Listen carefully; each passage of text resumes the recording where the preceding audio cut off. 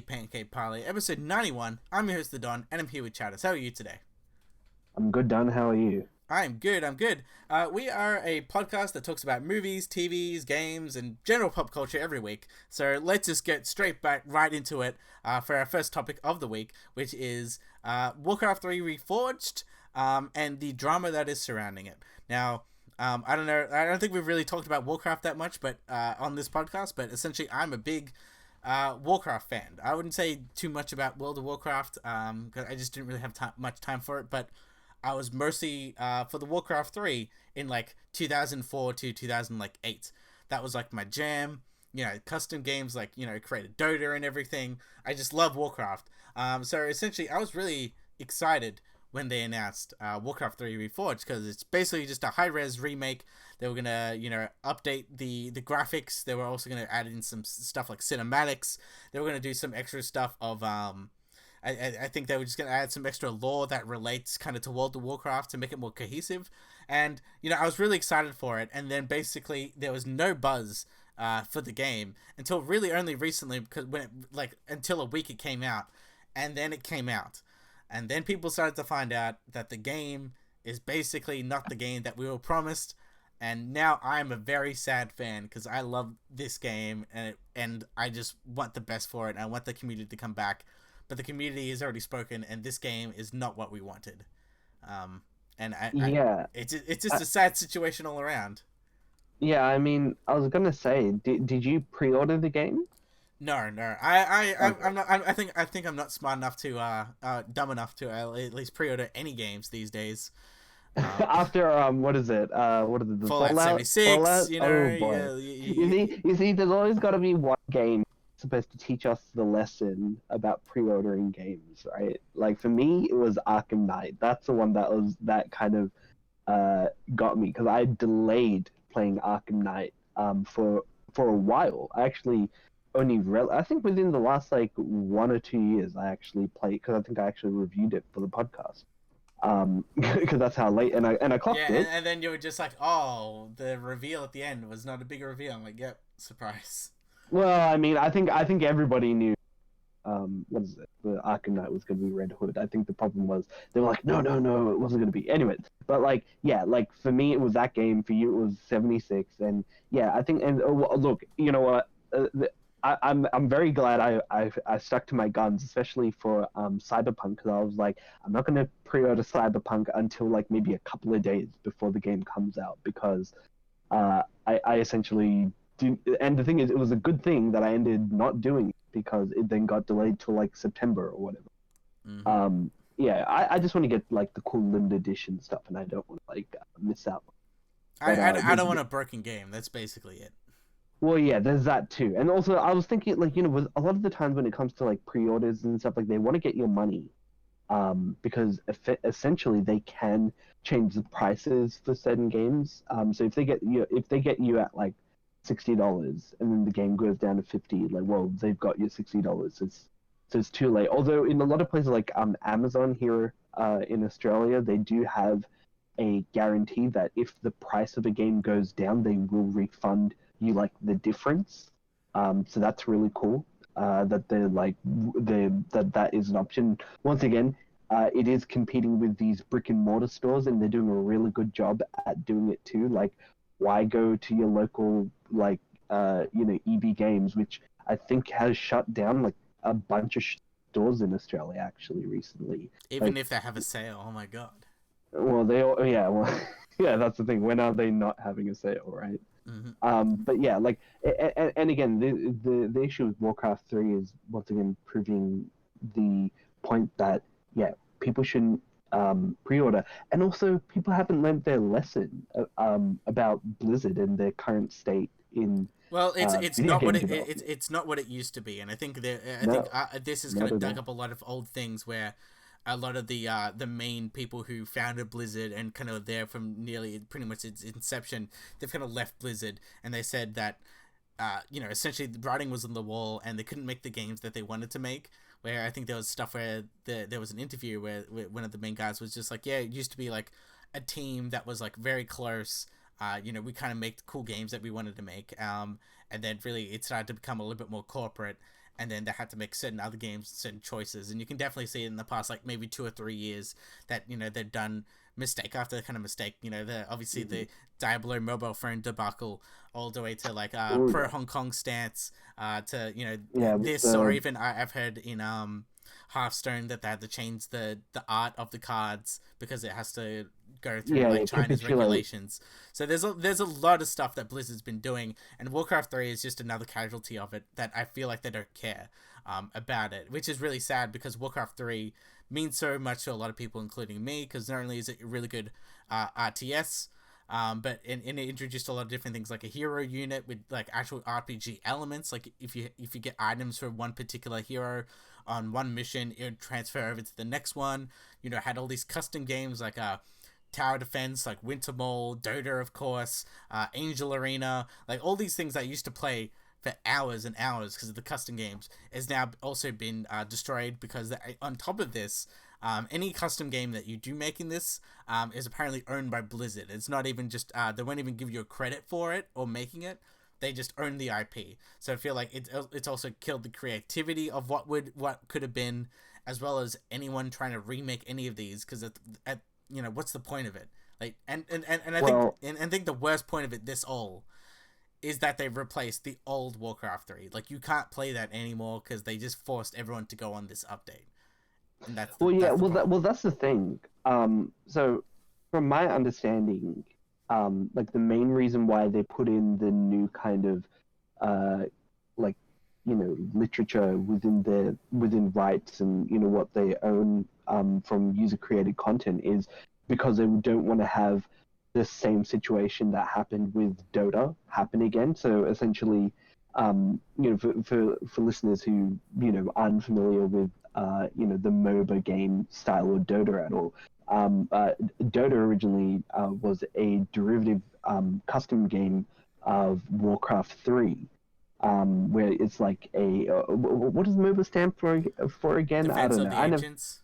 No. That's what Dota stands Ah, for. you I, say a MOBA, MOBA. MOBA. I forget what it means, but It basically I just means that you have a hero unit, you have creeps, and each one has a base. Go fight.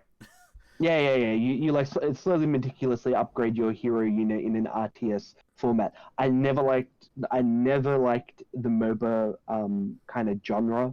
I kind of hated that phase in like games. I'm kind of happy that it's more or less dead. Like I know like League of Legends is probably the only one that's kind of doing really well for itself, and I think that's because they have like a really dedicated like fan base to it. But like like Dota, which is currently that's the weird thing. So like Dota was originally a mod for Warcraft 3, but Blizzard tried to gain the IP for that, but they couldn't because it was originally created by IceFrog, the original developer of the game, who then later went to Steam and created Dota 2 on their platform and drove a lot of people there. And so Blizzard had to subsequently, they lost a lot of income and money from, not being able to capitalize on that particular game type. But then their kind of replacement wasn't that good either. I don't really remember it, but because that's the thing. Like with me, I played Warcraft 3. I was a really big fan of like RTS games growing up. Like I loved playing Age of Empires 1 and 2 and Age of Mythology. So like yeah, they had like was Warcraft the series the first to introduce the whole concept of like a hero unit, like an Yeah, individual like I pretty much did, because I think I never played 1 or 2, so I yeah, don't one or know. two was just a standard RTS. And I think like three, they wanted to do something a little bit different, because I think the original development of Warcraft 3, they wanted to have this focus on these particular heroes, and it was actually going to be like an isometric view almost, or like it was not directly a top down view, but Mm-hmm. then they kind of mixed it in a bit. I think like and I think that works really well, because you had these units that stand out from the main ones, and on top of that they could really shake up battle because they had powers, and they The had different, powers, and yeah. then basically it started the whole thing of the whole map of the game. In essence, there's also neutral points. So like, for example, there'd be creeps, and you can fight those creeps to level up and get items, or you can go to a mercenary camp and basically Yeah, buy yeah, a bunch get of all mercenaries. these like abilities And that's what and it items. kind of did a lot of different stuff rather than just being like get resources to fight other teammates. I feel like that's why I and a lot of people have so fun memories of it, because Warcraft 3 really did change a lot.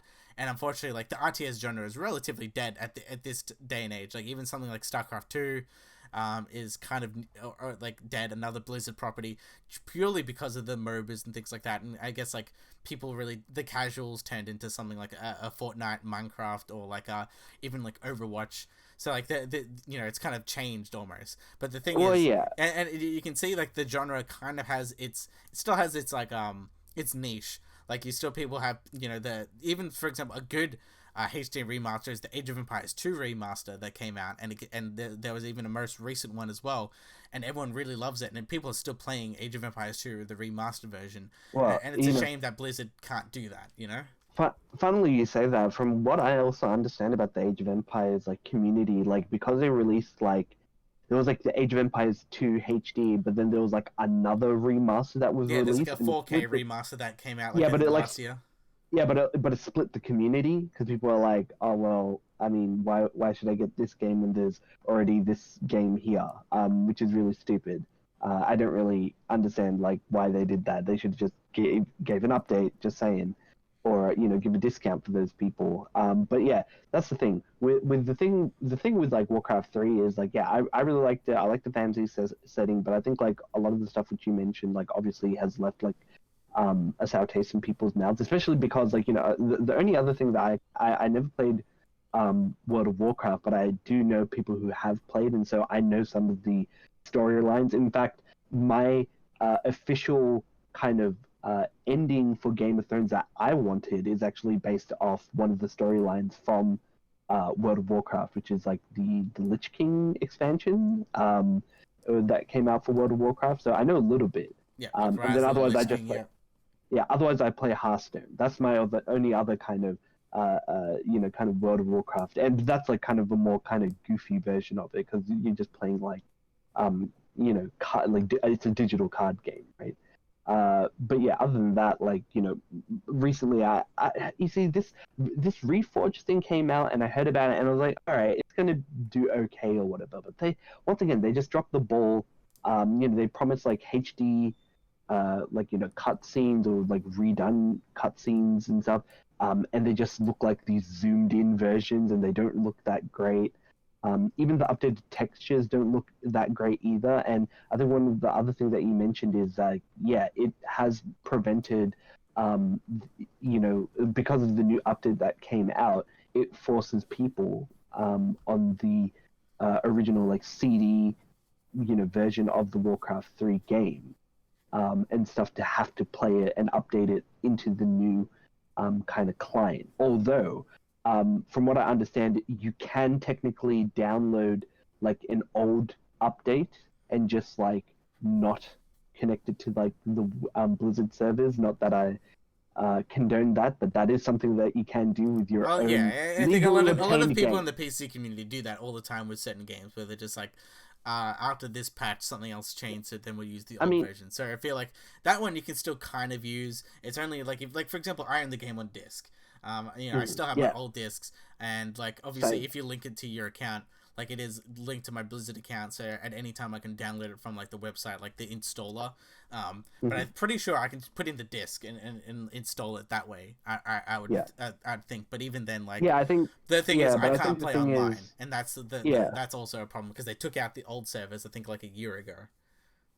Yeah, you see, I haven't been up to date. It's been a long time since I've played, like literally quite like 10 plus years since I've played, like if not longer.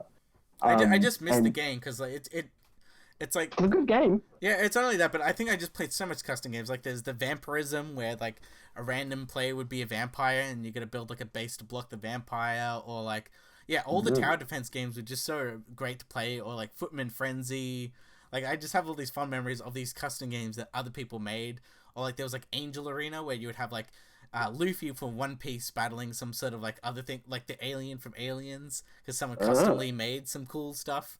or like you'd have Okay, yeah. Goku there, and then everyone have their own items, and it was like this really cool like interesting meta thing. And apparently they got rid of that as well, where any third party licenses can't be a part of the game, which is like a really big shame because there's a lot of cool stuff.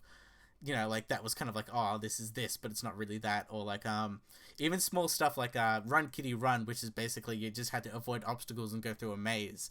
That always used to have nightcore versions of songs, so it'd be like Linkin Park's Numb, or like Cascada's Every Time We Touch. And it's like that was just Sure. that is such a like a mid 2000s choice. Yeah, I was gonna say, yeah. And definitely. now you can't put any probably like copyrighted music into these custom games because like the world's very different from what it was now. Well, yeah, I think the thing is, and it kind of makes sense. Before the ecosystem, they decided to leave it open because if they kind of leave it to people, modding their own games, they're not under any kind of financial liability to third parties. But if they are going to be taking ownership of people's custom maps and as their own kind of IP, then they do have to start caring about what is posted and stuff.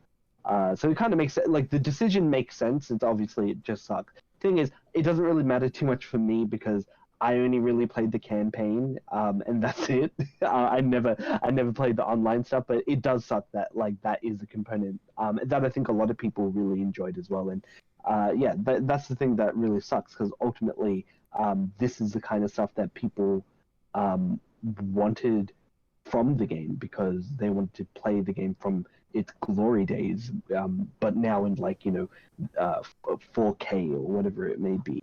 But once again, I think it just goes to show that Blizzard is kind of going down, like they're not the developers that they used to be, and yeah, it's not going to be that good going forward in terms of what's on their agenda. Because what's the next big game that's coming out? Diablo 4. They've got Overwatch 2, ha ha ha.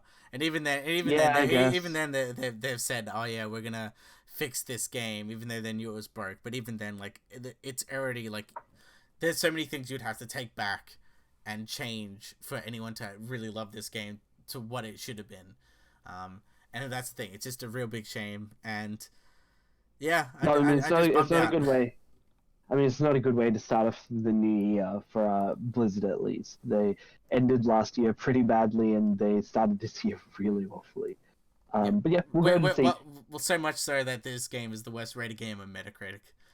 Yeah, I heard they even like, what is it? People even like, upvoted or like kind of gave positive reviews to the previous bad game just so they could make that more higher on the list than this game, which is ridiculous. But like again, yeah, it is hilarious. But yeah, I mean, we'll see how Blizzard goes in the current digital landscape that we're in. But speaking of which, so we've been talking on the show before in the previous podcast about Google Stadia, and I think you and I are both like, who is this, like, I guess, service for? And is it like Netflix? Kind of not, because you kind of still, one, you have to pay for the service, and then, per month, and then you have to pay for the game on top of that. You gotta earn the bucks. Yeah, exactly, right? But, it's not really Netflix. But now, NVIDIA, has their own kind of gaming streaming platform called GeForce Now that recently has left beta. And it has a $5 price tag that you pay. But it also has like a free tier as well. That's the thing that I was really interested in. So like someone can actually play. So once again, this is a kind of a streaming platform for video games. So it's going to be played on server side on their end, and then projected into your phone or your computer or your laptop, and all you need is like a decent internet connection. Obviously the problem that's been happening with Stadia is like there's a lot of lag that's happening, but apparently like xCloud from Microsoft and Nvidia stuff, apparently they're pretty good. Obviously I don't think it's going to be perfect, but at least there's something there for people to use that Stadia isn't getting, but they're charging people a premium, and they're also locking down on what you can play it on. Right? Like for example, you can only currently play Stadia on the Google phone, right? And not just any Android device. And It's people were pretty like, well, stupid. you said, well, I mean, it makes sense. You want to keep it within your ecosystem. It's just not very consumer friendly. Especially when they were like, oh yeah, we'll have it out on like iPhones and stuff soon enough, but it still hasn't happened. But the thing that's really interesting is there is a free version of the game. Sorry, a free version of the service. You pay $0, but you only get 1 hour to play your game. Whereas if you pay $5 a month for like on a 12 months package, you get like a priority. So I think that probably just means like there's going to be more kind of allocation of data and their infrastructure to support you when you play the game as opposed to someone who's playing it for free. You can play it for longer. It doesn't say how much longer. It only says that there's a extended session length, so it's going to be longer than an hour at Yeah, least. I feel like this is like the Um, new version of what everyone had back in like 2005, 2006, like a problem where it's like like I remember like YouTube was just like, yeah, you can't upload anything longer than like 15 minutes basically because like hard drive yeah, space and yeah, all that yeah. type of stuff. It's like, so this is kind of like the new problem where it's like instead of space in a hard drive, it's more space to be able to stream, to give the network like enough bandwidth to kind of stream these games. And I feel like that's what they're kind of competing at, and that you need the infrastructure, and it's going to be a lot So of only companies with that power and infrastructure, something like a Google, maybe even Nvidia, and like Microsoft can really deliver. so get this. So unlike Google, Sony, and Microsoft and what they're kind of offering with their kind of service, um, what Nvidia is doing is they're allowing you to use your own games from your own library. So they have support through Steam, Epic Game Store, Battle.net, Uplay, and you can essentially run like an instance of your game through their cloud service. Um, and so yeah, sure, you still need to buy games, but you can buy them from like a competitive market. You just use the Nvidia service as their platform to play those games, which I find really interesting. It's definitely a bold way to kind of approach the kind of streaming service, and at that rate, like I can see that being kind of useful, like for people like who kind of don't have a high-end PC, or if they don't have uh, they don't have like X amount of games. They can still play their old game that they currently own, um, but then also play it in a portable aspect. Maybe I wouldn't necessarily play it, but it is an It's interesting cool way to to at play the least have like game. the option, and I think that's what a lot of it is, where it's like, oh, cool, like. And I think there's going to be a lot of learning curves in general for like the next past 2 or 3 years, where it's like it's kind of like the Switch almost, where it's like you can play it on the TV, but then like if you're most of the time when you're playing on the TV, you can be like, oh wait, I can actually play this portably. So it's gonna kind of be the same type of learning curve. I feel like with a lot of people, where it's like, oh, this game that I have on my Xbox or whatever, I can play on my phone, like, and I feel like that's gonna be the new like learning curve for a lot of these things. And I think either way, it's like it's a very interesting space because like yeah, this is where the industry is trending and going, and basically it's just it's powered. We just have more access to everything, and I feel like yeah, if something like Stadia wants to compete, it needs to do what like needs to step up. But I don't think they will because Google has its own thing, and I don't think they really have anything to prove really.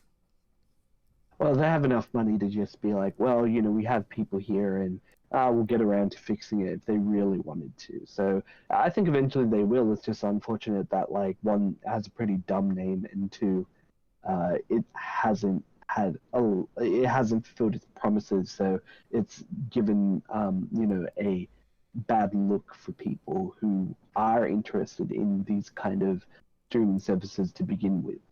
But speaking of streaming services, we'll go on to our next story, which is Friends. Because I think I mentioned it before in an older podcast, but Friends there were talks with HBO to try and get everybody to reunite and have a like a reunion special. But now it's been confirmed by HBO Max that the entire cast will come back, or they're at least expected to come back for this reunion special for Friends. Obviously one of the most popular sitcoms in, I guess, America. Is because it's for its celebration of its 25th anniversary. It's kind of hard to believe that the show's been around for that. Yeah, that's the thing. I never really watched it when I was a kid. Like, it was always on TV, but I never watched it. It was like one of those things. But I do know it has a big following, and people really love it. And even people like I think Netflix try to poach to get Friends and like The Office to keep it on their platform purely because it brings in so many people to their platform. So now to Which even makes have sense. and not only do they have it now, HBO Max, but on top of that, they're making something new of it. I think is a big win for them, especially because like I know there's a few like comeback shows that's kind of like the trend, comeback shows, and I feel like Friends has that potential to bring a lot of eyes back, and maybe it won't just be like one season; it'll be like 2 or 3 seasons. Who knows? Yeah, well, that's the thing. I'm not too sure whether this is like a full-on season or whether it's just like an episode that they're doing, or if it's even just like they're just coming back and they're just doing like they're just being interviewed together and that's all it is. But we'll have to see going forward. I think it's cool. I watch like the odd Friends episode here and there. Like I watched a lot of sitcoms growing up, though, like The Nanny, Fresh Prince of Bel Apparently, Air. I loved Nanny all might those be shows. coming back as well. There's all the. Really? With I think was the we're same at that. actress? Maybe as a whole thing, but Uh, that's the thing. That's kind of the new thing, and I feel like it's like yeah, get these let's old bring things back shows reboot. from the Like '90s. I think there was like the Boy Meets World, all that one. There's Fuller House or whatever on Netflix as well. There's all these like smaller things that But have kind of didn't come back. that fail? Yeah, but that's what I'm Yeah, saying. Like well, they have their own like thing. That everyone's I just guess. doing. But it just depends on which sitcom. Like for example, I think pretty much one of the best sitcoms, like if not better than Friends and How I Met Your Mother, all that is basically Seinfeld. But I doubt that's ever gonna come back. Sure, sure. Like with a different paint, coat of paint. Although I wouldn't mind like a modern day Seinfeld. Like that'd be interesting. I remember there was like a Twitter account that was basically like Seinfeld characters if they were and what they would be dealing with if it was like now, and it'd be stuff like George Costanza like trying to like find out how to use like Tinder and then fucking it up and going on a date that he didn't mean to and the awkwardness. Like that's the thing. Like you kind of already get that with stuff like Curb Your Enthusiasm and stuff like that, which I think is still going from my Yeah, I think there's understanding. actually a most recent season planned to come out or something like that. Right. Yeah. Exactly. Look, I'm always interested in having like new seasons of shows come out, but at the same time, there are some shows that shouldn't get another season, and one of them is the new Watchmen series because Oh, shots fired. apparently, well, look, I'm just look, we both didn't like the show. There was like one or two good episodes in it, but it wasn't As that a full great. package, it's not a good show. Yeah, and here's the thing. Recently on Deadline, Damon Lindelof said that there are no current plans for a season two, but he doesn't want to close the door on it. Which basically kind of sounds like, well, if there's enough interest and there's enough like kind of people paying well, if they're going to pay me enough or reasonable amount, I'll come back and do a season two. Because it kind of seemed to be like he wanted to do like the season one because he wanted to show his idea for the new Watchmen, and now that he's done, he's going to move on. So yeah, it's kind of Well, that's more like what Damon Lindelof does, and I think that's what the JJ crew does. Like you've got some idea of what you want the thing to go, you do it, and then you leave it up to to everyone else to kind of figure out the middle and the end. Same with JJ happened with Star Wars. That's why you'd say something like Rise of Skywalker was flat when it came to its ending. Not only just because of the Last Jedi, of course, but also it didn't have a through line. Essentially, things like Damon Lindelof stuff is like, for example, you have a really good premise, but you don't fix up the premise. Like for example, we always come back to it. Like Damon Lindelof was the main writer of Prometheus, And like I think the initial premise of who are these beings that created these aliens, or we don't know anything about these aliens, but we know it's somewhere in the alien universe. I think that's a unique and interesting concept. We don't know if they're like, obviously we found out that they were bioweapons that this alien race made. However, the execution of it was really terrible. So that you can see like there's a good idea to be explored. However, the way to get there is terrible. So I feel like, he came in, he was like, yeah, I have this idea of like a continuation of the Watchmen story, and probably had like one idea of like what if X happened, and then all of a sudden the execution to get here to there is just really poor. Oh yeah, to say the least, and that's being very, very kind in regard to it. Look, I don't want a season 2. I think like where the show kind of leaves off is like enough, and all the vague, dumb questions that and loose threads that they don't answer is like typical for a Damon Lindelof show. So I mean, just leave it. Leave things to die. Speaking of things, speaking of things that you need to put in a museum, Indiana Jones 5 has been kind of because Disney bought Lucasfilm. Everyone's like, okay, we're gonna get some Star Wars. Obviously, at some point we're gonna get Indiana Jones, and I think there was early talks when they first bought. Obviously got bought by Disney, but I think after an interview, after Star Wars is over, I think Kathleen Kennedy was saying, like an interviewer generally said, okay, what's your plans for Indiana Jones? Is it going to be a full reboot, or is Harrison Ford coming back? And basically she's like, oh, we have ideas, but Harrison is going to be back, so he's going to be back as Indiana Jones. Yeah. So Kennedy, as you know, big fans of Kathleen here. Yes, our favorite person. Yeah, she clarified saying, Harrison Ford will be involved. It's not a reboot, it's a continuation. First, I at least got to applaud her in saying that it's a continuation, because a lot of things, like for example, like the 2016 Ghostbusters, or a lot of these different type of things, they don't acknowledge the old, and they're just like, yep, let's just scrap it clean and just remake the old movie just with someone else new and pretend that the other one didn't exist. Like I feel like that's way worse. But at the same time, having isn't that what she did to the new Star Wars movies? Like she basically said, like none of the other episodes matter. Like Luke sacrificing, like Vader sacrificing himself, Luke, defeating Vader, Palpatine. None of that matters because all those people are still alive and they're just doing the same thing. I've got no confidence in this Indiana Jones movie. I don't know. I think it's going to be bad. Well, here's the thing. Indiana Jones is my favorite film franchise, and I feel like The Last Crusade is my favorite film of all time. What about Crystal Skull? Crystal Skull is like, I think it leaned too much on the campy side of things, so it's very cartoony, very kid like, where it feels very like, I feel it's out of the world in a sense, not only just because of the aliens, but a lot of the things that happen in that, it feels very cartoony, whilst a little like all the other Indiana Jones were kind of still set in a like actual reality of things, where it's like, yes, you have grounded.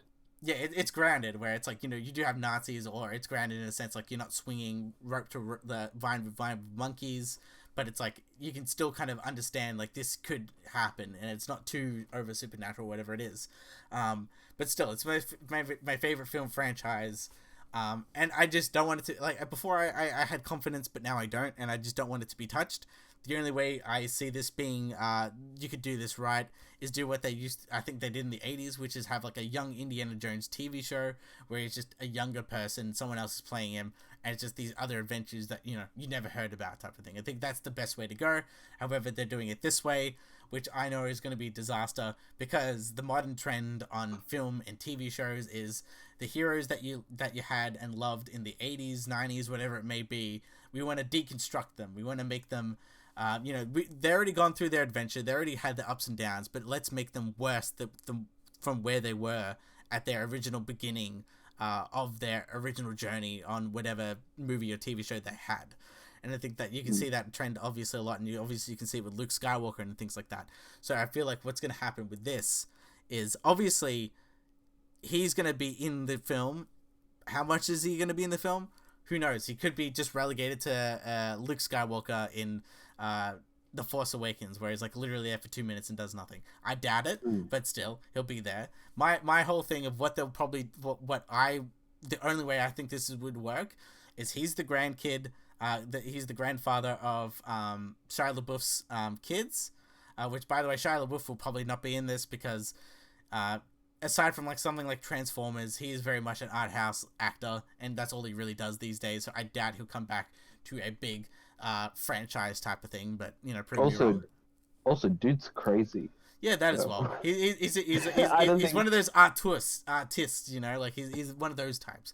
Yeah, let's go with that. Yeah, I don't know. I feel like he's like gonna be a little bit of box office poison, like wherever he goes. Like other than like the Transformer films, which I don't think anybody really went to for him, right? They went to go see Optimus. You might as well just said like starring Optimus Prime and Starscream, and that would probably get more people going to the movie than putting his name. Then they're gonna even go like no, and that's the thing. I think like he's changed and evolved, and he's like, you know what, I don't want to play that box office game anymore. So he's not gonna be in it, but they'll have a whole thing where it's like he had some kids. Like my dream is to do you think he'll be alive or dead? Nah, I think he's just gonna be busy. Maybe. Busy, yeah, we're working overseas. Since or like in the like Kingdom of the Crystal Skull, he was like a rebel. He didn't like school. It'd be like a parody where he becomes like a professor out of school. So he became the thing that he hated, but he likes it in the end. Like I feel like that would be kind of funny. But anyways, that's how they do it. That's aside for the point. He'll be off the screen. He'll be busy. Will they show his? Will they show his body, or will they just have like or will they do like a Shazam and just have the head? Like they won't show his head.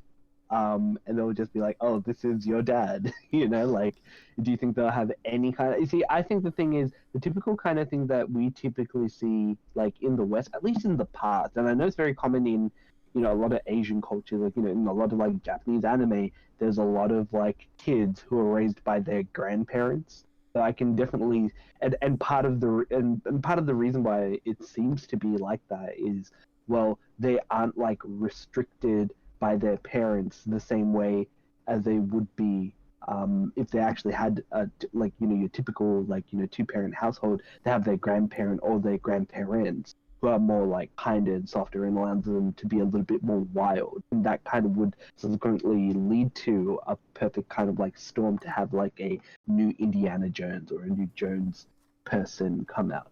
Yeah, absolutely, and that's the thing. He'll be shepherding. He probably had some kids. My whole thing is the best way to do this is have two kids, maybe like a boy and a girl or something like that, and then they basically play off each other exactly like what happens in what is it, the Last Crusade, where it's like Indiana Jones and his dad. I feel like the reason why that's my favorite is because of you had Sean Connery and you had Harrison Ford acting off each other, and it's kind of like two different generations. So this one you'd have two like maybe twins even, or like it's two siblings, and they have sibling rivalries or something like that, and one's good at technology and one's good at archaeology or something like that. Like you can do it quite a bit with the concept, and that'd be kind of cool to have these adventures. And obviously they're like, oh, our granddad's the coolest, yada yada yada. However, what the general trend is, and what they'll probably do is, instead of making it a guy and girl or whatever it is, and kind of having this good even thing and not ruining your heroes, it would just be Indiana Jones, he just keeps on chasing the treasure, and he's neglected his his kids and grandkids, and so like basically his daughter, his granddaughter hates him and becomes basically beats him at becoming an archaeologist, and then she takes the mantle of the Indiana Jones name and being the savior of I guess the Indiana Jones family. That's that's the worst case scenario. But it's also which is also the most realistic scenario will happen. Well, you're more or less describing Rey from the Star Wars franchise, right? That's essentially it. Well, exactly. Like Lucasfilm has shown that clearly they don't really have any creative ideas aside from like two people in Lucasfilm, which we already know who that is, and it's all part of the Mandalorian. But aside from that. That's exactly what they'll do. They'll rehash the ideas and just be like, yeah, let's do that, but with Indiana Jones now. Yeah, look, I don't know who they have directing for it. I think that's going to be pretty important as They well, get like Steven in regards Spielberg to. back.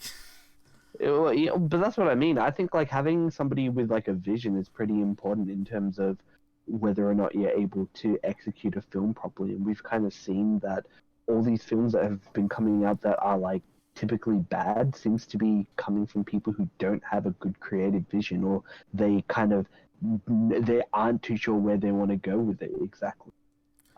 Which is actually pretty good, because Doctor Strange 2 recently lost their director, but apparently Sam Raimi is in talks to take over in kind of the filming for Doctor 2. I kind of found the first Doctor Strange to be like okay. It wasn't like amazing. It was like a good It's a film, serviceable like film that had a yeah, pretty like funny ending, but yeah, aside from that, and maybe some trippy visuals, that was kind of its. yeah, That was kind of it.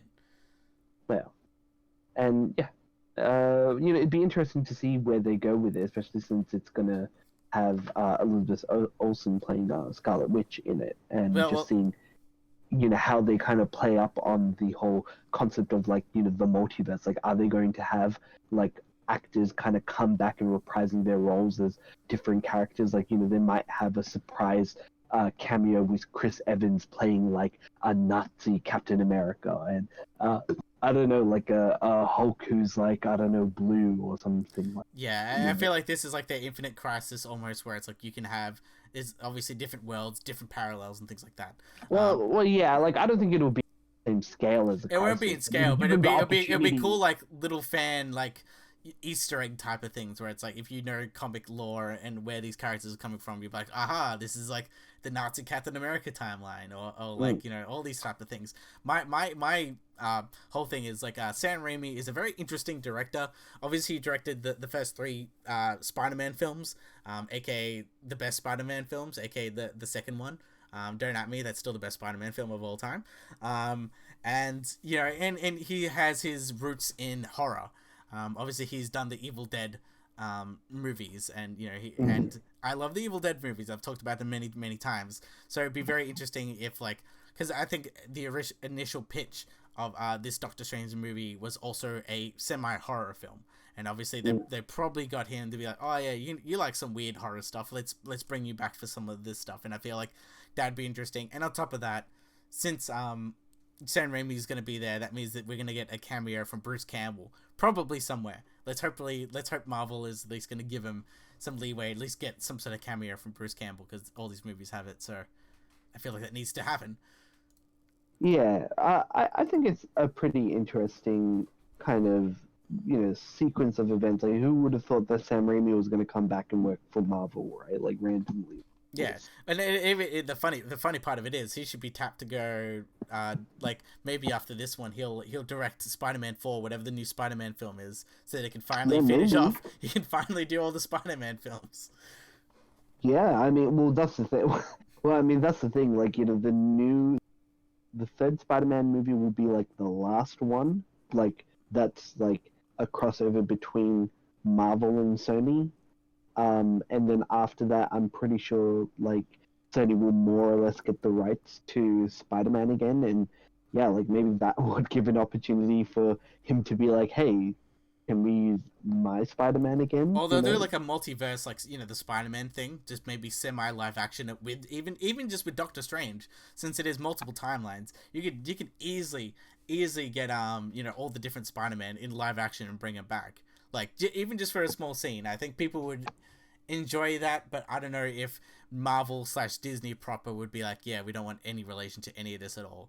Unlike something like DC, where they honestly they're very loose with how things are related. Well, yeah, like any chance they get, they'll cover it. But yeah, like, look, we'll have to see whether or not Raimi does like a good job. Like you said, he's got like a horror background, but so did Scott Derrickson as well, and he apparently left due to creative differences in regards to, what exactly they wanted in the film. So, if it's going to be horror, it's going to be that horror, and are they bringing Sam Raimi because they know that he's more willing to like play ball and not take it maybe over the top, like maybe Derrickson wanted it to Well, be, that's the thing. which made it make for a better film. Yeah, Sam Raimi's horror is like it's campy horror. Like obviously with Mm. Evil Dead and his stuff, it's very it has comedic elements to his horror. So I think it kind of works really well with the Marvel formula. And even then, he directed like Oz the Great and Powerful, that film that came out. Like, so he's a mixed bag in a sense. Hmm. Yeah, I mean, again, I think we'll just have to see. Like, I mean, the Multiverse of Madness seems to be like one of the more interesting films that are coming out of Marvel. Although, once again, there's not really that much that Like the I'm Black super Widow interested one, in. like yeah, Yeah, sure. like that one looks okay. Yeah, like I might go see it. Like if it's got good reviews, which it probably will. But we'll Either have way, to see. either way, I'm pretty much more excited for the TV side of things. What Marvel is actually doing. Well, yes, yeah. Bob Iger said that the Falcon and the Winter Soldier TV series will be coming out in August.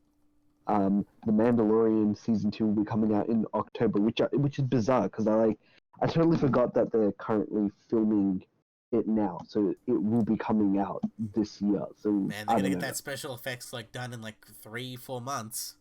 Hey, they did it. They did it last minute for the Rise of Skywalker. I don't see why they couldn't do it for the Yeah, Mandalorian. they got all the resources in the world to do that stuff. But Um, either way, I feel like it's a lot in 1 month. Like I think we talked about this earlier before, is that something like Netflix, they pretty much just like every month you'll get something new and interesting. So we're gonna keep you on our platform. Even like the DC thing, they're just like we're gonna hmm. release it week by week purely because we want to get enough content through the line. And this one, they're just like, yeah, we'll just throw it all around that time because it kind of works together. Um, Well, yeah, you also have WandaVision December, so I think clearly like they are kind of releasing things in like a certain window. But even Bob Iger mentioned in an interview that um, they didn't want to be exactly like all these other kind of you know kind of streaming platforms, like constantly feeling like they have to dump TV shows. They're more interested in making it so that they have a quality over quantity kind of perspective when it comes to what people get out of them, which I technically prefer because, especially on something like Netflix, like you use that and it's just like, man, there's a lot of junk on Netflix. You know yeah, what I mean? there is a lot of stuff that they kind of release for the sake of releasing it. Hmm. But that's what gets people like kind of enticed and to keep watching it. But having high quality TV shows and having them kind of come out as this kind of episodic weekly format is kind of working in some regard. We just have to see whether or not it's going to be as successful, especially in the new like kind of streaming wars that we're kind of getting into going forward. But yeah, speaking of Netflix, I don't know if you noticed, but they recently introduced a new option that allows users to turn off the autoplay preview. I don't know if you ever had that before, where It just plays. maybe you'll Yeah, yeah, it'll play like a trailer for like another show, that's on Netflix, or like, as you're scrolling down, it'll autoplay something from a TV show. Again, this is done on purpose from like, it is really annoying. from Like to be honest with you, when you scroll it's like down, it's all of a it's sudden you hear annoying, some but noise like, "Oh my god, stop!" well, it's annoying, but it also works on certain people. That's the thing. Like, I kind of found out recently that, like, a couple of my friends, like, when they, after they watch like a YouTube video, how like YouTube has a bunch of like, so, suggested videos you should watch. Um, and they'll just see something and they'll click it and they'll go watch it. Whereas for me, I'm just like, man, I don't give a shit about any of this. And that's what I kind of sometimes feel like when you have that feature just to kind of play. It's like it's just showing me things that I don't care about, I and do it's find it distracting. interesting of like what clips they use to try to promote this thing. Like if it's something that I already know what it is, I'm always very curious. I'm like, okay, what did the marketing people at Netflix think that this was the thing that was gonna make people like the show? Like I Mm. always find that stuff more interesting. Yeah, yeah, definitely. Just to see like what they believe is like the effective way to convey like an ad for it, the new kind of TV series that's coming out on Netflix. So and they're following a lot of it. It all comes back from like that dopamine hit, right? Like seeing the show giving you some kind of enjoyment, seeing these kind of brief 20-second clips or whatever it may be, so you kind of keep following them, and then eventually signing up for their network, and now you're paying like whatever 35 or like 25 a month just to watch, I don't know, Stranger Things for the third time or whatever it may be. Um, Again, it's good to see that they're introducing this feature as a way for people to kind of work around a system that you can still opt in for. So that's kind of Like, the thing. obviously, Like, I think the default would just be with the ads on, and then you'd have to correct, specifically look for it. Yeah. correct. That's what you have to do. Which, And at the same fair time, enough. no, Nah, I don't you think want them so. to ask you straight They out, should like, hey, yeah. correct. We want, yes, correct. That's what they should. That's what a transparent organization would do. They would tell you, hey, we're wondering if you're interested in a free option, or if you're interested in, same thing with something like, that the Nvidia GeForce, whatever. Like if they tell you like, hey, we're going to play an ad, like, it could be very much like Spotify and stuff, where it's like you play a video game, and then like every hour or every 15, or let's say an hour, every hour, yeah, if you want to continue playing, you have to listen to a 2-minute ad. That's a way that they can legitimately do it on something like a video gaming streaming platform. So I don't imagine it being any different from, them using it on another form of media consumption. But we'll just have to see what they do going forward. But good news is that Witcher Season 2 will apparently start filming this month. And apparently there will be 4 new directors. So not sure if that's a good thing. I'm not Well, really do you too know? sure. Do you know how much the last season had? Because No, I don't. I actually don't. How many? I have no idea. I was actually asking a serious question. I you're was, generally asking. yeah, I was Okay. generally asking, but yeah, that's the thing. It depends on who they're getting and things like that. I've also heard, um, other news as well with that is that they like, and I think there was a news report on this. I think last night, and essentially it just said, for Witcher season 2, they're introducing a new character, as in a new made up character for the TV show. Now Mm-hmm. that got me really worried, because a lot of the Oh times yeah. when you make a character purely based on something for the sake of making it, generally does not work. I think it's only Oh really yeah. worked so far. I really think it's worked only really one time, and that's literally Daryl and Daryl in The Walking Dead. He is literally the only case so far that has actually worked beneficial for the TV show. So the writers in mind and whoever's directing it, this character better have something good going on for it. May I? You know Or what? very little, Or very little, right? but either something like just a good reason to. Because honestly, like the Witcher lore and everything there, you don't need any other characters. Like you have you have Well, it Geralt, also has this. you have Geralt, you have Dandelion, you have Ciri, you got Yennefer, Triss. You have so many other characters. Basically, Game of Thrones, especially when it comes to political intrigue, and it also comes to the realm of sorcerers and things like that. There are so many characters that I do not think they need to introduce another extra character that was made for the TV show. So that's why that makes me a little bit worried. But I am excited for at least season 2 that's happening.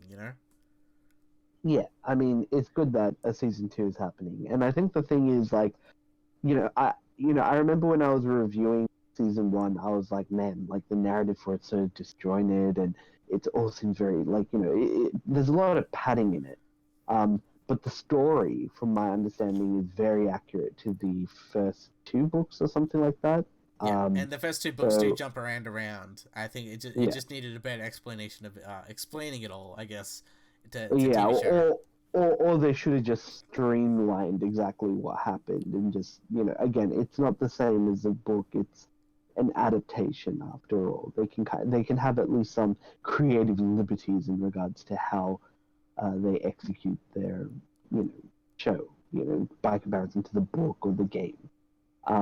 But yeah, it'll be interesting to see what they do with season 2, and whether they continue to do like a faithful adaptation, or whether they do something a little different. Like you said, with inserting a new character, totally didn't know that, and yeah, now I'm worried. Yeah, because Uh, like the only thing I could possibly the only thing I don't know where it would fit in. Obviously, we need more details, but the only thing I can think of that would justify a new character for, like, I guess for the TV audience or whoever's writing the scripts would just be like, we want another Witcher to go along with Geralt. That's the only thing I could possibly think of. However, they already have Vesemir, who's basically the Geralt's kind of teacher. So you already have kind of two witches, but he's kind of semi-retired. So I got a feeling the only way to really do, like, if it was a new character, maybe they're gonna make another Witcher, but it kind of defeats the purpose of having, like, witches are nearly extinct type of thing. So, but I don't know. It's still early talks.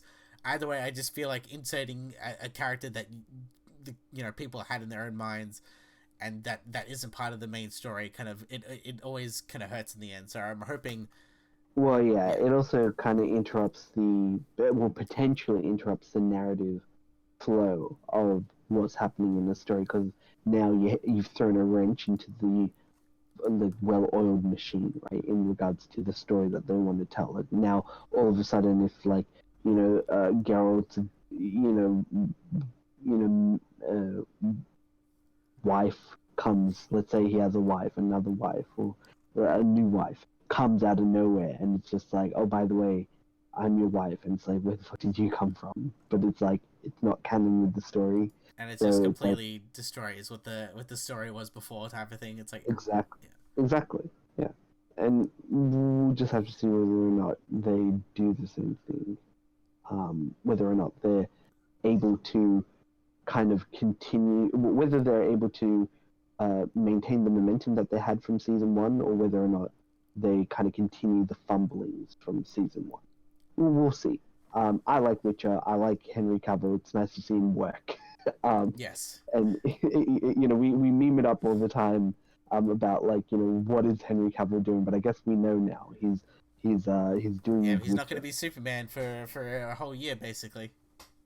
Well, who knows if he'll be Superman again, especially given, man, we haven't even talked about, you know what, we'll have a quick mention, because I don't know what the go is with the Harley Quinn movie. Um, I don't really have any interest in watching it. I said it ages ago that the movie looks like hot trash, and the reviews seem to be like that. Although, last time I checked on Rotten Tomatoes, it seemed to have like It a seems to be relatively, relatively positive. My yeah, whole which thing, I don't trust which I don't trust, at but even all. some audience people kind of like it. I think my whole thing is, like, I saw a clip of someone dissecting the action scenes, and it's like Hmm. clearly they try to do a whole one take thing, and they have a whole, and they probably spent like a little bit of time on it, and it looks terrible. Like, you can see punches don't connect and things like that. So for a person, like, for example, I really care about action. Like, I want action to be filmed really well. That's why I think people like, they're just like, oh, John Wick is really good, but they don't understand why it's really good compared to, like, I don't know, the new Bad Boys film, for example, or like Fast and Hmm. Furious, where it's like the main reason why the John Wick things stand out is because the action is actually shot really well and they spend a lot of time doing it. And I've seen a lot Yeah, of yeah, clips even of birds of, Keanu. yeah, and I've seen a lot of clips of Birds of Prey, and it looks very bad, like bad, like worse than most action films. But it is a DC film, and apparently it's like, it's majority Harley Quinn, obviously, and then the Birds of Prey get something like pretty much in the last like 40 minutes. But still, like, I don't know. I probably will see it at some point, but yeah, once again, cautiously optimistic, and who knows? Like, maybe because I'm so low on everything, it might semi surprise me to be okay. Hmm. Yeah, and that's the thing. Like, I don't know. I think the thing is, this seems to be having a lot of like, yeah, it's on 86 at the moment from critics. Higher Um, than the Joker, mind you. yeah, which kind of doesn't seem right. And you know what else is also technically higher? From higher than I think it's higher. Wait, let me have a look. Okay, no, there's the same score in terms of audience reception. So audiences have given Harley Quinn 88, whereas Rise of Skywalker got 86. So it's not on the same. People enjoy it slightly more, and I think I'll probably enjoy it slightly more. But I have no interest in watching it, unfortunately. What about you? Yeah, I don't know. Like, I kind of already know what the kind of story is gonna be generally about, and I think it's just more if you just really like the character of Harley Quinn. Obviously, this is a very different Harley Quinn from what you obviously see in the animated show and even the movies. But even then, like my whole thing is like I want to see how they butcher or do something good with the Birds of Prey, because it is a Birds of Prey film, and it has like the Huntress, and it has all these characters in it, Black Canary, and I just hope they do something good with them instead of just throwing them to the side and kind of, because even then, like from what we've seen of the thing, like Huntress doesn't look like Huntress. All these types of things where it's like it's not it looks like a someone I didn't mean, want to be comic book Cassandra. someone didn't want to be comic book accurate, but they wanted their own take on things. Yeah, I mean, Cassandra Cain doesn't look like Cassandra Cain. Huntress. It's like, yeah, a lot of these kind of characters like don't look like their comic iteration, which I kind of get because well, not Huntress has everybody that needs weird to like be. headpiece, which I kind of get. Yeah, but it's like it's not purple, right? Like that's what I'm saying. Like a lot of the things that they can't. Not everything can be comic accurate, right? Which is fine. Like especially for like a movie. I think the problem is like the movie probably seems to be really shallow. Like all the stuff that you literally said before about like all the fighting scenes. If you remember, they hired somebody to come back and do some Yeah, I think they reshoots had the to give John Wick, more action one of the John Wick cinematographers for the action scenes. I think they to bring come back, yeah to be right? like, hey, do Yeah. some stuff. Which I'm hoping they're just like, okay, this is where they've kind of stepped up their game. So Yeah, hopefully I we see think that. Well, I think the problem is they're like, this movie's too fucking boring. It needs more action, and so Some more we're action. paying for you guys. Yeah, because otherwise, why didn't the original director, put in more action? You'd expect there'd be more, and apparently, like Harley Quinn doesn't even kill people; they're all non-lethal. We're And doing I'm that like, game, oh, eh? come on. Well, yeah, which sucks because that's not. Here's the thing: the problem is the Harley Quinn TV series is excellent. The animated TV series, excellent depiction of Harley. Exactly what I expect her current iteration to be like. And unfortunately, I don't think we're going to get that with Margot Robbie's performance. But we'll have to see going forward. But yeah, sorry, just a small aside. But A I guess small we'll. yeah. Yeah, I guess we'll. We'll move on to our I guess like main reviews of this week. Mm, And so we'll start with Netflix's final season. As mentioned before, they axed it pretty much before I can get a final and another season. But the final season of BoJack Horseman, which is season 6. What did you feel about the show? Because I think I'm one of those camps where I like BoJack Horseman, but I don't like it as much as a lot of people do. Like so like I think it's a good solid show. However, I know there's a lot of people that love this show more than anything. So how did you feel about how the finale went? well, I kind of felt like the finale felt kind of rushed. But as a show as a whole, like as a body of work, I think it's really good. I think it's very rare to have a lot of like I guess animated cartoons that kind of humorously approach the human condition and kind of talk about like things like like depression, people's like uh, and a lot They of they, other uncomfortable they try to do topics, right? better and they always stuff up. Letting people down. Yeah, and well, but and not only that, it's like they kind of approach it from like multifaceted, right? Like they kind of have like a whole arc where one of the characters wants to have a child, and so they adopt, and then it's like the problem of like having children and in like integrating that into a busy work-life balance, right? Obviously, because it's a cartoon, that obviously gets resolved and it's done in a humorous way, but it's supposed to be like a mirror that is held up to what our quote-unquote society that we live in, right? And I think it does do a really good job at that. I think the problem is like I feel like in the later seasons of BoJack Horseman, like as in like last season and the season before, do a much better job at kind of building Bojack to some kind of redemption of some kind, right? Like he's kind of changing as a person. Yeah, and I Because I feel like felt like I feel like that was the criticism for the past few seasons, where it's like, for the first 4 seasons, it was kind of like he stuffs up, but then the next season he's back to his old self, where it's like he never really learned. So it kept on yeah, happening over and over again, up until, as you mentioned, like the last 2 seasons. I felt like then they started to be like, okay, like we need, this is like the through line, and this is where things will actually start changing. Yeah, and I think the thing is, like, the first season, when you do it, great, excellent. You see someone who's washed up, they do bad shit, they do fucked up shit, and they try to be better, even when they can't, right? And then they have the people around them help him, and then he even, like, kind of betrays them. There's all this kind of drama, but then it's interlaced with, like, comedy and, like, there's excellent, like, kind of dialogue that's, like, like, into, like, throughout the entire show as well. It's kind of in its DNA. I think the writing for it's really good. Although, like, sometimes, like, it can be kind of cringe, but that's kind of like what it is. Like, it kind of wears that. It even, like, makes fun of itself. Like, that's how self-aware the show is. It's very meta in regards to what it does and what it mocks and who it tries to, what messages it tries to display. I think ultimately, I think the other thing is, like, it felt really rushed because I'm not too sure whether or not they wanted it to end the way they did, because obviously, like, at least, like, some casual spoilers, like, there really isn't a redemption for Bojack. If anything, it kind of just seems like everybody moves on from him, without giving too much away.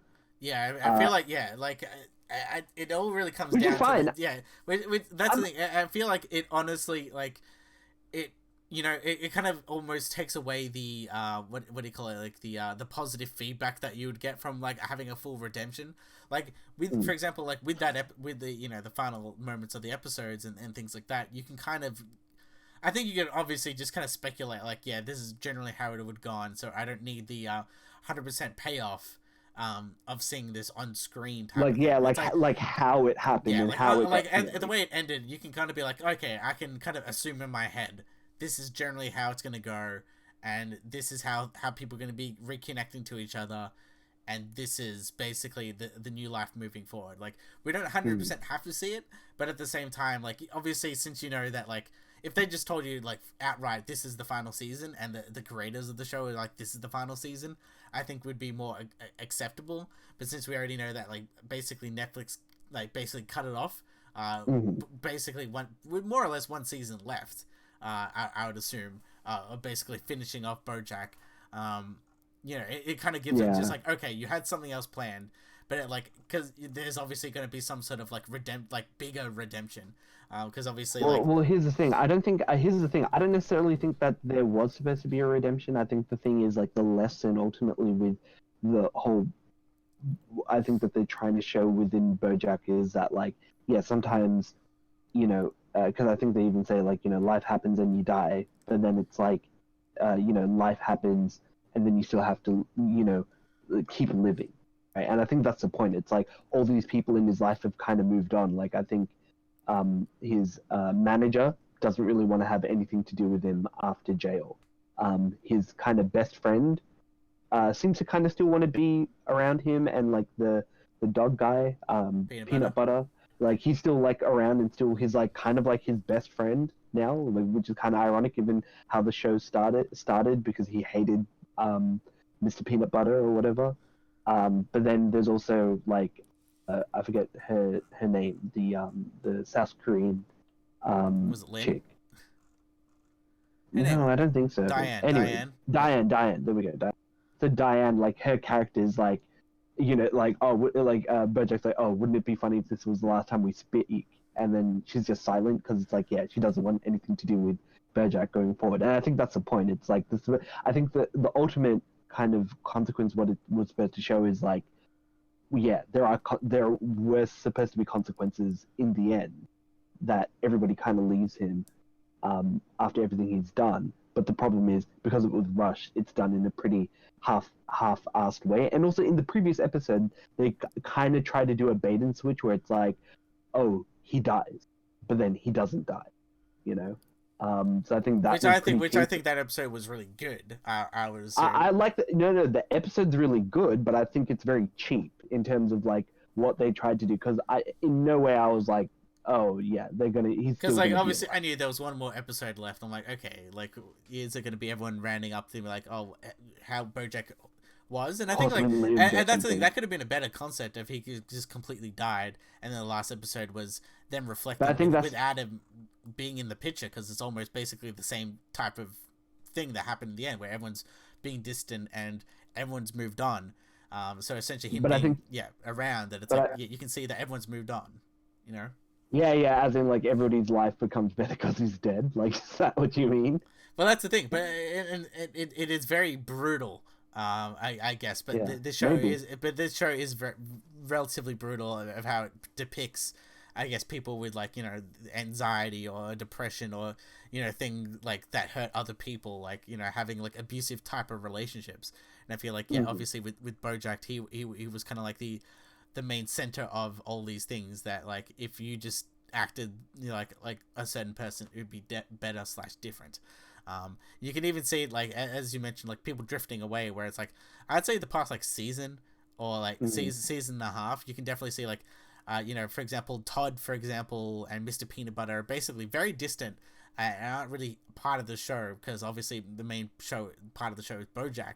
So they're Hmm. there, but they're not really 100% interacting with Bojack, and you already kind of see the built up distance that they have with each other. Um, Yeah, and that's obviously something that kind of builds over time. I think the thing is with the show, like, I think it's good. It's just unfortunate that, like, I'm in a way I'm not too surprised that it got axed early because I feel like it fluffed around too much. Even though the thing is, like, I like the show, like with like all these kind of not even necessarily filler episodes because I wouldn't even call them filler episodes, but there are some episodes which are just like, oh, it's just world building. I like the world. I like the world of Bojack Horseman as well. Like I like how there are celebrities, but there's also like these animal people that are everywhere. Like it's a very unique world to be in. Yeah, I think that's what I'll miss more. That there's going to be this whole world that no longer exists. That's kind of very unique in how it kind of approaches things as well. In its comedy. Yeah, Maybe there might and be. it does it is a very creative world, and I feel like, yeah, there's a lot of episodes where they do some, like, I guess, interesting gimmicks as well. Oh In yeah, like so probably one of my favorite episodes of this season is the episode where I think like what is it, Mr. Peanut Butter and his wife like come home, but then everybody hears that like they've just broken up, and they had a surprise party ready, but everybody's trying to hide as they walk into the house. Like that episode in particular was like really good this season, and I really liked it. Yeah, But yeah, yeah, there's a good amount of, yeah, character stuff, and as well interesting gimmick ones, because I think, like, as you mentioned before, the one about the baby, where it follows the agent around for the whole day, and it basically you just hear the baby crying over and over again through the whole episode. I think it kind of hammers at home almost, I guess, the effects of having a kid. Um and that's the thing, it's like the show is really unique and interesting when it does that stuff. It reminds me of like how revolutionary stuff, like, for example, like when Rick and Morty, when it first came back in the second season, and it had like the dimension of the dimension, and it was like kind of a parody of everything. I like, it was kind of, it's pretty much like that when it does those episodes, where it's like, okay, like mm, it does something different from with the format, and yeah, that's something yeah, I always exactly. appreciate. Yeah, I think ultimately, like for people who haven't watched BoJack Horseman, it is a series worth watching. Um, yeah, that's it. I don't. Yeah, I think that's it. Like I think Netflix should invest more money into animation, but I understand that maybe the return isn't as beneficial for it because I think that's essentially what happened. Like I think all the animation studios like unionized, and then all of a sudden they're like, hey, we don't want to make any more animation anymore. I think there was like another show that the creators made, like it was about Yeah. like these bird people. I didn't watch it, but I I forget know what he it's made called. another one on Amazon called Undone, which I really like. And that's semi animation. It's rotoscoped, so I wouldn't say it's 100% animation, but it is using animation techniques. So I guess Mm-hmm. the writer of the show really loves, and the creators of the show really loves, I guess, animation, because it really does give it as an outer world type of thing, and I feel like it does give it, since, for example, if BoJack Horseman was done in human form, I think it would be a very different show, and I think it'd be kind of like what people like originally thought 13 Reasons Why was, where it's like very deep cutting, and things like that. And this show and Bojack Horseman is just that, since it's done in a cartoony way, and instead of them being human, there's like literally freaking animals, doing Yeah, that yeah. type of actions. Obviously, it makes it more easier and accessible for people to reflect on these type of issues. Yeah, I was gonna say the other show was called Tuca and Bertie, which seems like a show that's like at least in the same universe, or at least is in the same like kind of style, because it's about these like kind of humanoid birds that are like obviously kind of in the same kind of artistic style. But yeah, but it only got one season. I don't know what's going on. So yeah, clearly like if it's anime and stuff like that, Netflix is all over it, but animation, well, who Yeah, because knows? they're outsourcing the studio. Exactly. Yeah, exactly. Because it's expensive. But yeah, BoJack Horseman, I think is a show worth watching. The finale, I don't know. I kind of feel like it kind of dipped, but I think it's only because it got rushed. Because I think they did make a lot of headway. Like last season, I think was about like BoJack finding out that he had a half sister, and that kind of motivated him to try and be a better person. Um, Whereas like when all the stuff kind of comes out with all the bad shit he does, um, he gets like a letter from her, but they don't even tell you what's in the letter, other than the fact that whatever she says drives him back into alcoholism and like taking drugs again and stuff like that. And I don't know, I kind of find that like a little. I guess that's the point. It's like it does like you said, you have to use your high IQ like imagination to try and fill the gaps in. But I kind of sometimes feel that's really lazy. It'd be nice to see like, oh, what did she say, and why is it so important, and was it so impactful to make me go back, and fall back into these patterns, which I said there is this, which we both said there's this pattern where he's an asshole at the beginning, and then he does like he fixes himself, but then he goes back to being an asshole, and then it's like rinse and repeat. It kind of got boring. I think it's like either season 2 or 3, like either those 2 seasons. One of them or both of them, like we're a bit like, meh, they're kind of doing the same thing, but yeah. Yeah. Yeah. It's basically done and out, and maybe Netflix does some other animated stuff we don't know. But let's just move on to something else that you've been watching, which I've actually fully dropped after its first season, and that's Sabrina the Teenage Witch, or what is it, The Chilling Adventures of Sabrina? Yeah, the Um, chilling adventures of yeah, Sabrina, which honestly isn't that chilling.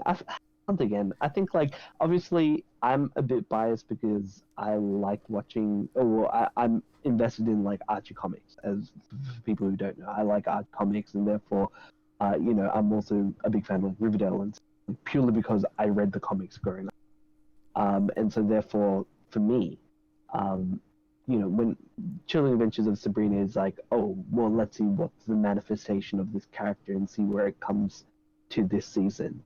A lot of this, so in the previous season, there's like a big kind of twist where Sabrina finds out that she's technically the daughter of Satan and not, and her quote unquote biological father isn't her real father. Kind of the devil's deal thing. get it, Um, Devil's Deal. Devil's Deal. But yeah, like in the subsequent season, she works with Lilith in order to trap Satan and give her like the reins of hell. But unfortunately, it just kind of leads, and her then boyfriend becomes like the new prison of Satan, so to speak. So, and is entrapped in hell. But all that kind of gets resolved within the first 2 episodes. Like she goes in, saves him. Oh, now she has to like compete to be like the queen of hell, with some other guy, some other hot dude, who's there. Like, because obviously there's going to be We need more. a love triangle of tension here over here. Exactly. Um, Are you sure this and wasn't made on the CW? I don't know. Well, it's Netflix. Like Netflix owns Chilling Adventures of Sabrina, but the thing is, there is a crossover between the two. Now, we're going to be talking about it in Riverdale very soon, because we've both been watching that. But in one of the episodes, Betty kind of interviews a bunch of uh, football players who've been injured during their games, and one of them is the character from uh, the Chilling Adventures of Sabrina, who's wearing the same actor wearing the same Letterman jacket. that's technically the Letterman jacket from Greendale. So they both exist in the same universe because they also mention what is it? The Blossoms, because the Blossoms is in the possession of like one of the unholy artifacts that she needs to find in a competition. So that's like another reference to like Riverdale series. And then lastly, in another episode, a Southside serpent comes into a store and gets eaten by like one of the characters. I wouldn't say which one, but one of them. There is, and so he's got like the jacket and everything. So there is definitely like a crossover of some kind, or maybe it's like alternate universe. I don't know how it works or how it functions, but it's functioning in some way. Well, we do. Um, Well, we do know for a fact that the I think it's pretty much airing today is the Katie Keene spin-off that's coming out. I think like today or something mhm. like that. So Yeah, maybe they're having their own little like mini multi-universe type cinematic of thing, cinematic universe. universe. Yeah. Well, but that's the thing. Like, I think that's kind of how you want to do. Well, I mean, shows used to do this in the past as well. Like, you had like Star Trek that had like I think three shows concurrently, interacting with characters interacting with each other. I think like it was either like Next Gen, Enterprise, and the one after Next Gen. Like they were both running at the same time, and so there was crossover between these kind of ships and these arcs and stuff like that. Like there's ways to do it, and it's a good way to get people to watch shows. Because I think in the latest episode of Riverdale, they actually had Katie Keene as a like a guest star. So it's like supposed to be like, hey, you're the new chick, and this is gonna be like a pilot episode, much like they did for the Flash in Arrow, right? But yeah, just to kind of go back to Sabrina, the kind of interesting thing is like they are setting it up for like a Cthulhu kind of mythos thing, which is technically in line with like some of the kind of Archie horror comics, where in one of the comics, which is based off, I think it's called Afterlife with Archie, which is where all there's a zombie infection that Jughead causes because his dog dies and he asks Sabrina to bring the dog back alive from the dead, and the dog bites him. He becomes a zombie, starts infecting everyone. Sabrina's like, "Oh shit, what have I done?" But then it turns out, oh wait, she was supposed to cause this because she's basically becoming the bride of Cthulhu, which is Lovecraftian horror. Look it up. H.P. I think a Lovecraft. lot of people know about H.P. Lovecraft. I would assume, or at least Cthulhu, because I mean that's obviously Cthulhu, the main. something else. That's the main ones that everyone knows. You know. Yeah. So I think they are kind of borrowing aspects of that because there is like a creature that I think is like they refer to him as like the deep ones or like these like sea creatures, and that's kind of like the followers of Cthulhu.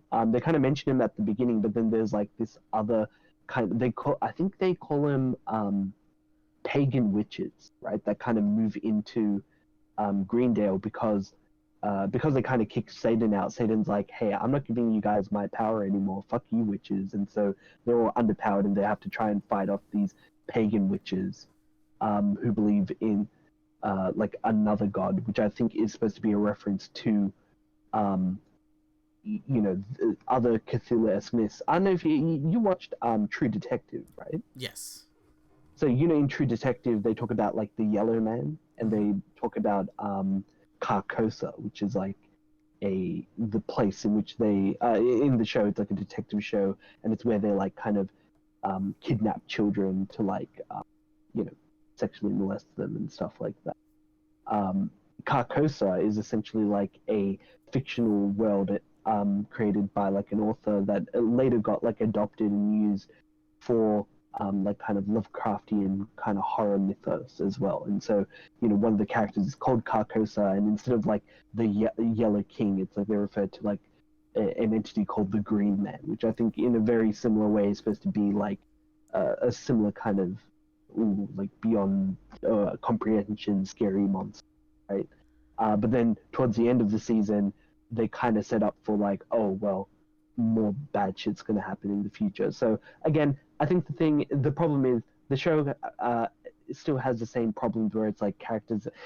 I hate it all the time where it's like shows will have these plot contrivances where like they don't communicate everything properly.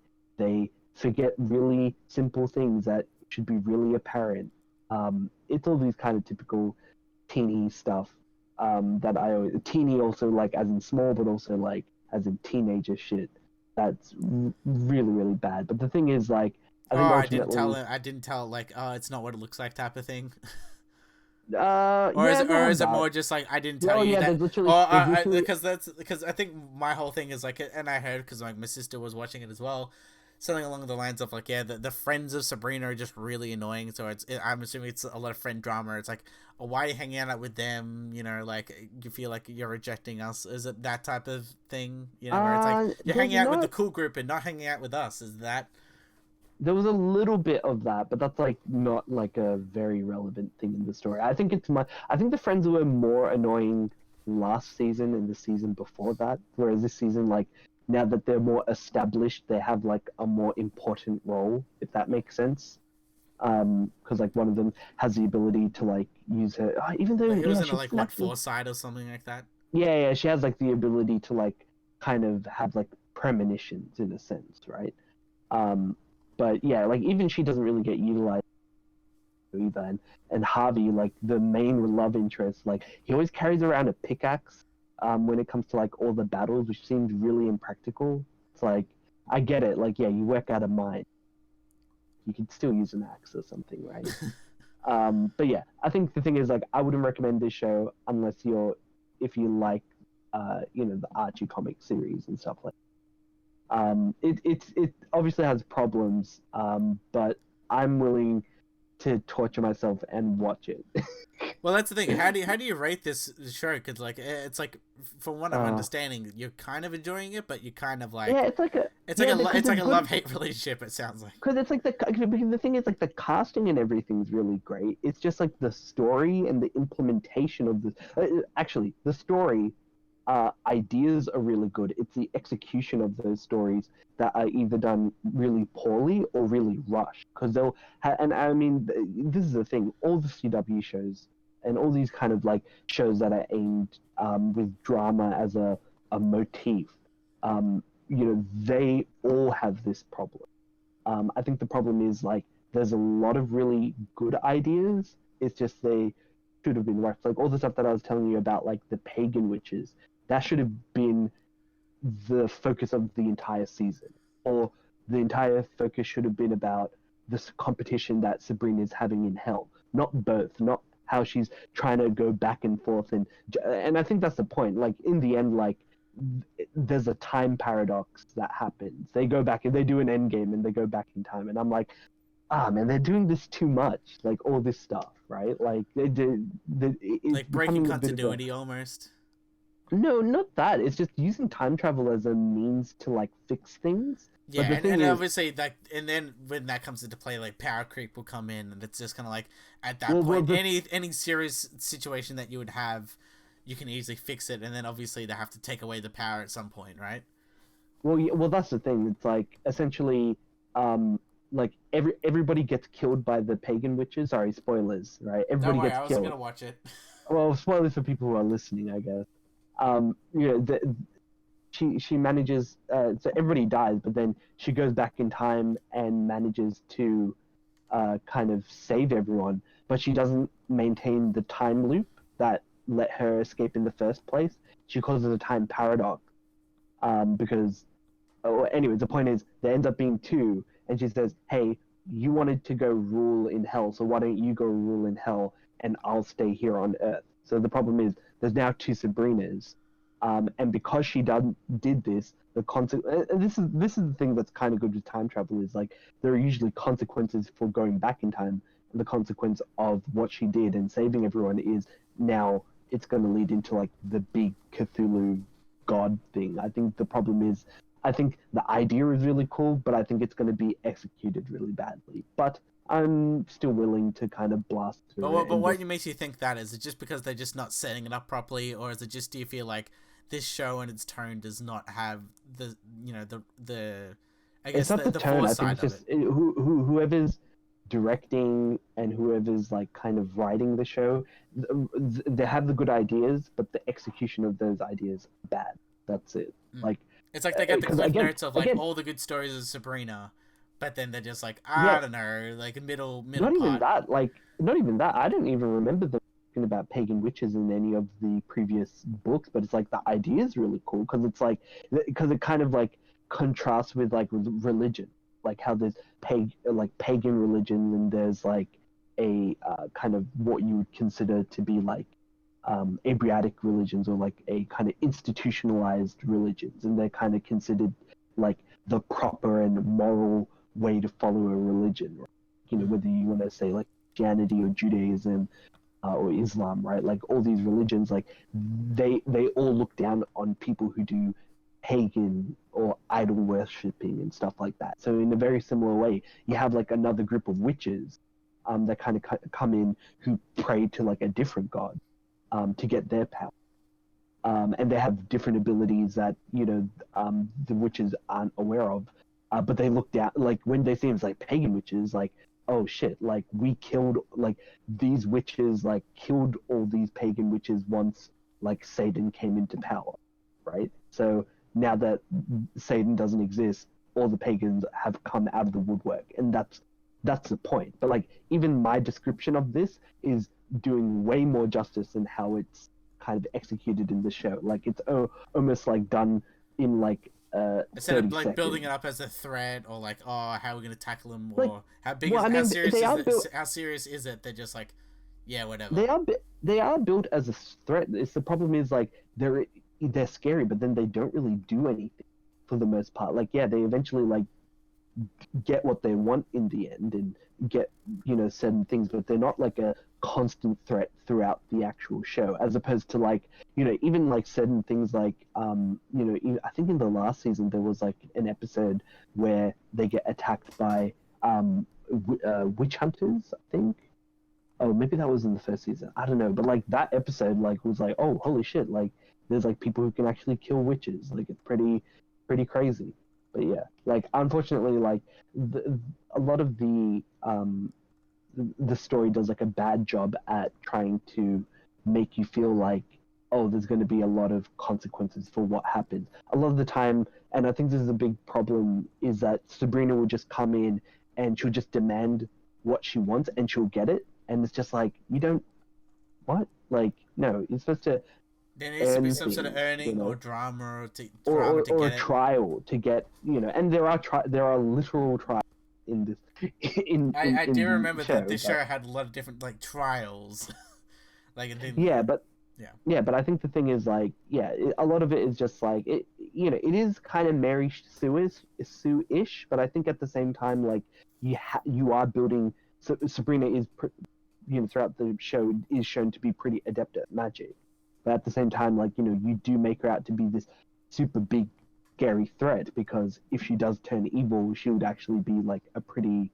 um pretty like Like she's scary thing but to go that's the in. thing, is she powerful without knowing it versus she's powerful and No, she she knows it. knows it. No, Yeah. she knows it. Yeah, it's very much and she knows it. But Yeah. yeah, again, I wouldn't recommend this show for people unless you're interested in the kind of Sabrina mythos and this kind of horror vibe to it. I think again, like the other problem I have with it is, they like, oh, the Satan people do really bad things and we're surprised. Why? You're literally in hell. What do You're you think literally they like do? praising Satan. Yeah, and it's like, what do you think they're supposed to do? It's like, oh well, we're no longer going to be killing innocent people and taking their souls or something like that. Like, but isn't that the point of like hell?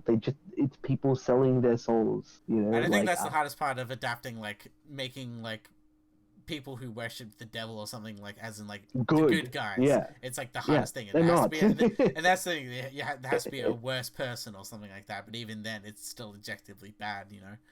So I feel Yeah, like that's what they've written themselves in a hole in that way. yeah, exactly. And so unfortunately, they kind of, again, it has a bit of an identity as well. So again, watch out, you're in peril. But again, I like it because I'm okay with saying that this is a trash show and enjoying the trashiness for it. Yes, much like Um, probably the next show that we're going to be talking about.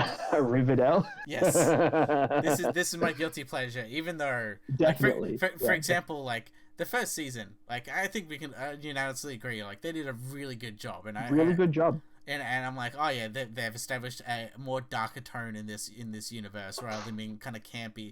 It has some campy elements, but still relatively has a darker mystery. You know, who killed the Blossom twins and the Blossom twin and things like that. And I feel like, you know, as the seasons progress, they got a little bit more cheesier, and like not so much. I think. And I then think. they kind of lost their way, and you know you can definitely see it maybe this season. I would say. I think the thing is the reason why they have lost their way is because it went from being because I think the first season only had like a couple of episodes, Yeah, it was like a maybe 12 like episode like 12, premise.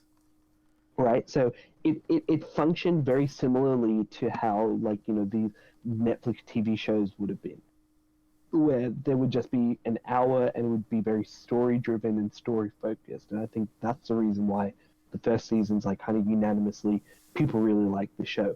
Then they went to a more serial format where it's like, oh, there's like 24 episodes a season or 22 episodes a season or whatever it may be, whatever arbitrary number it is. So we have to kind of pad it out and implement all this kind of stuff in that won't actually mean anything later. Like there's a okay, so like there's like a couple of mysteries. The first mystery is Betty, her character, is kind of dealing with the fact that her dad died, but then her brother's around who might be a psychopath, but she's also questioning whether or not she's got like psychopathic tendencies. The You have psychopathic gene, basically. yeah, genes, which are kind of true. I think again, it makes for better drama if you just assume yes, these genes directly mean you are a psychopath, even though that's not the case exactly. But anyways, the point is, that's her story, and then you have Archie, who now wants to be a vigilante. But not only like yeah, he wants to be he basically should be the new Green Arrow. Yeah, exactly. That's but what it seems to be, and right? where he's basically like, I want to take care of this town, this community of kids that kind of been abused by and kind of poor and things like that. So I want to help these kids out. So he has his own arc. Jug has his own arc of like he's established that he's a really good writer, so he goes to I guess more like a prep school, a prep school, and he's basically he basically went to Riverdale to the really crappy Serpent school to now like the preppiest school, so he's always moving place to place.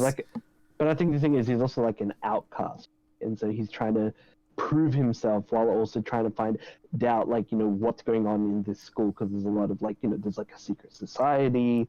In the latest episode, like Archie's like, because obviously there's a lot of reference to his dad passing away because of the real life actor passing away, which I kind of really like. I like that there's obviously like a consequence and a constant reminder of, oh hey, like this actor passed away. And every time they kind of praise Archie's dad, it's almost like they're praising him as well. So I really like that. I like that there's like a lot of like, especially like that first episode. I think from this episode, like I think everyone really loved that episode because it was like, yeah, it does seem that like everyone in the cast like actually like anything that was saying about the character was actually legitimately in real life as well.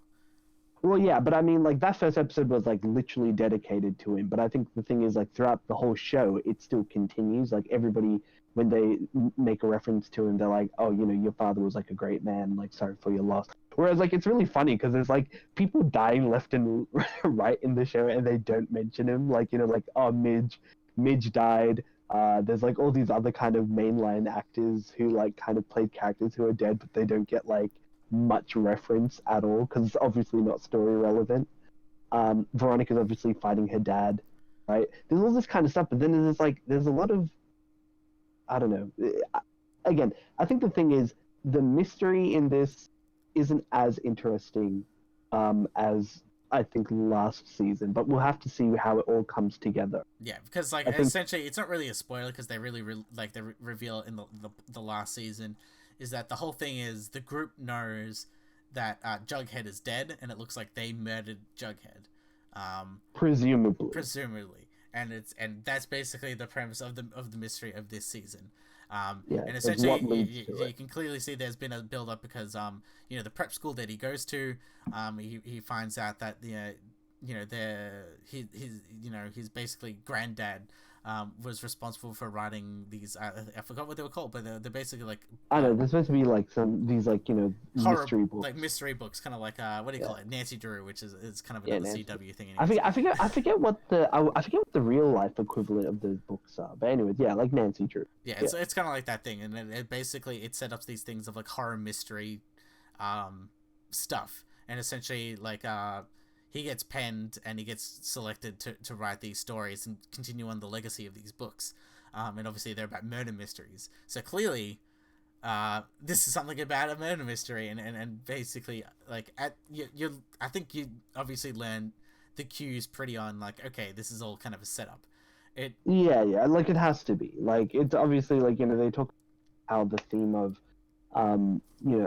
what is it? Jughead's book is supposed to be the perfect murder. Like what better way to kind of come up with the perfect murder than murdering yourself, right? And trying to blame it on other people. It kind of reminds me of a movie, if I can find it, but it's a movie basically about like, a man who is on death row, and he's talking about how they should get rid of the punishment of killing people as for committing crime, like execution, mm, and because like they could be innocent, and so therefore we shouldn't execute them. And throughout the whole movie, you kind of going back and forth into thinking, hey, is this guy innocent, or oh no, he is innocent. And then yeah, it's really good. But yeah, again, I think the thing is this show's pretty. Again, I think Riverdale's definitely way better than uh, Chilling Sabrina. Adventures of Sabrina, but that's because like again, it has a lot more to play with Yeah, because there's a lot it more has its episodes. different like tones. It has these different things. Like you have all the even just the extra supporting cast as well. They're a lot more, I guess, as far as I know from like obviously Sabrina things like that. But they're more entertaining and they have their own stereotypes. And yeah, I don't know. It does strike a good tone where it's like you can watch it and you can continuously kind of watch it. Where I feel like Sabrina, for me, it had a tone where it's like I had to watch one episode and kind of like, yeah, I don't really have to watch the rest. Like that's what it kind of did to me. Um, Hmm. and Yeah, I think obviously, I think like with a lot of shows, if you're not really into it in the first couple of first episode or two, like yeah, just drop it. Yeah, That's it. because this is like clearly like it like I think the main reason why, for example, Riverdale is also kind of slipped in the sense is like, and I talked about this in like in the third season as well, and hopefully at some point they'll get back to it. Is that they don't really seem like together as a unit. As far as I know from the comics, Jughead, Betty, Veronica, and Archie are really supposed to be as a unit together, always working together. And it feels like Archie's kind of doing his own thing with like Mad Dog, and you basically got Jughead with Betty, of course, and then Veronica's kind of doing her own thing. So that's why I feel like it's very splintered off, and I feel like Well, yeah, and well, I think I it's like meant to having the to gang. It's kind of like Scooby Doo. I wanted the gang together to solve a mystery. solving mysteries. I think that's the thing. I think the thing is like it's kind of in that classic like if you want to compare it to something like Stranger Things, right? Where they have like the A, B, C, and D storyline where they kind of split up certain people and then they all come together towards the end of the season. That's essentially what happens every season of Riverdale. Am I wrong? I'm No, not. you're It is pretty true. right on that. Yeah, it's almost like these shows have a formula which they all follow. I literally just thought about it. I'm pretty sure that happens every season. Like it happened last season. I'm pretty sure it happened in the first season. I don't remember the second season that well. But yeah, like oh yeah, the Black Hood stuff. Um, Well, that's the thing. They work together on the Black Hood stuff, and I think that's where it started to I semi guess. separate with really kind of each other. But that's the thing. I miss that. Like I don't know. I miss the I mechanics think the thing of them is, bouncing off each other worked really well. And then you can even see there's like a separation between some of the other characters between like season 2 even onwards. Like Josie and the Pussycats used to be kind of a big thing, and they kind of separated. And I think they had their own that part of spin off thing, and like yeah, they have. did they have a spin-off? I thought they just left. Oh, Like they as just in, left. But that's the thing. I feel like they just said, yeah, we're not going to use this. We're going to do this instead. So I don't know. It needs to maybe focus more. I think it's like a mid series blues type of thing. It's like season 4 where it's Well, like I, th- if I like think I yeah. think I think the problem is like there's something like Riverdale set in like a high school setting. I don't see how post high school they're gonna make this work, if you know what I mean. Like they're Like somehow gonna go all the same universities together, which I doubt. Like yeah, right. Like that's like the only way. It kind of reminds me of I think it's a show Glee, right? Like I never watched it. Oh, I watched like a couple episodes because my sister was a big fan of it. But um, in regards to like the actual show itself, like I think like eventually like because it starts in high school and they're in like first year and then they get to their senior year. Obviously that happens only in like a span of like 3 or 4 years, and then what? Then they move out and they're in the real world. Well, are they in the Glee Club anymore? Technically, no. And so that's when the show they're kind just of old dips people when that it. are coming back to high school, being like, "Ooh, get away from me." Well, I think that's the problem, right? It's like the show kind of dips because it kind of focuses away from that. Whereas, like I think a good show kind of like doesn't have like a proper timeline for things. You don't keep a track of, oh well, it's Christmas, so we'll have a Christmas episode, and then you know that, oh well, this is the first year or the Did you second want year or the third year. did you instead want them to do like the Pokemon route where it's like, oh yeah, they're like 17 forever, like I think, well, yeah, I think it's far more better for a show that you want to technically go on for more than like, you know, 5 or 6 seasons, right? Like six is like what the minimum that you need for syndication, or is it five, or I is don't it know. I seven? think I'm it's like not 100 sure. episodes in total. So I thought it's seasonal, but if it's like episode based, then all right. Well, yeah, if it's like 100 episodes, then you at least need 5 seasons. yeah, It you was need about 20 that episodes. 5. So it's like, and that's the Yeah, thing. I feel like it's probably aiming for that solid 5. but I Um, don't know what they're going to be doing for that. Like, what, going to be a vigilante, and or I I'm think not. the whole thing is like Jughead's gonna like obviously since he faked his death, his whole scholarship to the university is gonna be nil and void, Disappears. and then like everyone From else is gonna be doing their own thing, and maybe I don't know. We'll see because there's probably like I'm yeah, assuming the to be whole honest, we're this whole getting storyline's coming to the end. I assume. yeah, we're definitely getting ahead of us because there's probably a lot of stuff that's still coming. But yeah, again, the thing is, I think the same thing is Riverdale. I particularly like it because I like Archie comics. And I'm pretty invested in that regard. But like again, it's the same characters. I think they're well, like the actors are well suited to the roles they play. Um, and yeah, it's really again the problem is like the story and the execution of the story, not necessarily the story itself. Like even like season 3 of Riverdale, when I started watching it, I was like, how are normal people perceiving? Because it just looks bizarre for even for someone who understood everything about like kind of the whole concept of like D&D and horror and stuff. Like all this stuff would have been absolutely foreign to people. Yeah, I think there's a lot of people, even like for example, like my sister, where she's like, yeah, it's just, there's this whole like Goblin King and all that stuff. It's just that it just really wasn't enjoyable, and it's like, or it's like if you weren't in the know, it's kind of like yeah, whatever, but it's not. Yeah, it just felt like something very tacked on. I felt like, Yeah, I mean, I look personally. I think they kind of did a really good job at organically implementing it. The problem is, like, I don't think everyone else will appreciate it. That's the problem. Like, it seems like it's very niche in terms of what exactly that they were going for in there. But yeah, again, it's good to kind of switch things up in terms of like how you want what is essentially a teen drama murder mystery, which is essentially what it is. yeah, Which is and that's the thing, definitely and not. yeah, it basically has a special place in my heart because like I'm kind of lacking that almost, where it's like it's kind of it's something that you just kind of it's cheesy, but it's my cheese, okay? Yeah, exactly. But yeah, But yeah, I think we all want Riverdale to do well. We'll just have to see whether or not it does so. yeah. Well, we'll probably know in the next few weeks. But yeah, that will be us for this week. Remember, you can always listen to us on Spotify, iTunes, Libsyn, and when we stream on our YouTube channel, Marketing Movies. So until next time, maybe Henry Cavill can be also in chilling Sabrina, because that's a Netflix show. But you never know. Maybe he'll come back as Superman. So until next time, see you guys.